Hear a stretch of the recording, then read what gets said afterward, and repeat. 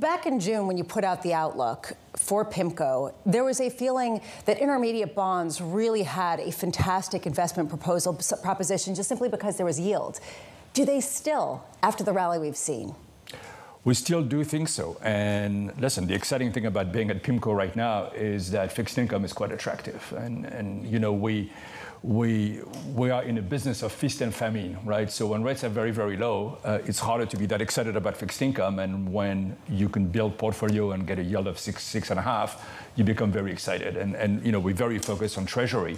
But the reality is there is a lot of value in other part of the segment, asset-backed being one of them. And you know, we're excited about what we see. And at the end of the day, the yield on the portfolio is a good predictor of the return that the investor will experience.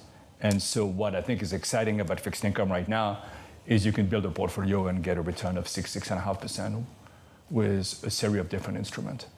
It used to be that bonds did better in bad times and worse in good times. Are we heading into a worse time where people go to bonds for safety, or is this on just an absolute basis, yields are higher? My partner Dan Iverson, and I'm going to quote him because actually he has a very good line. Bonds may be the most attractive asset class. And I think that there's an absolute argument and then there's a relative argument. And I think the relative argument is to say, you need to build a portfolio, you need equity, you need fixed income, you need some real estate, you need some private asset.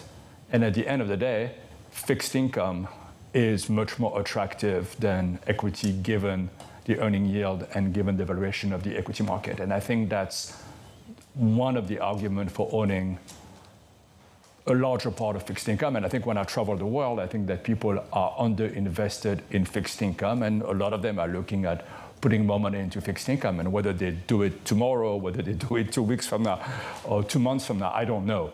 But the reality is people were underinvested various parts of the fixed income market, and they're looking to readjust their allocation.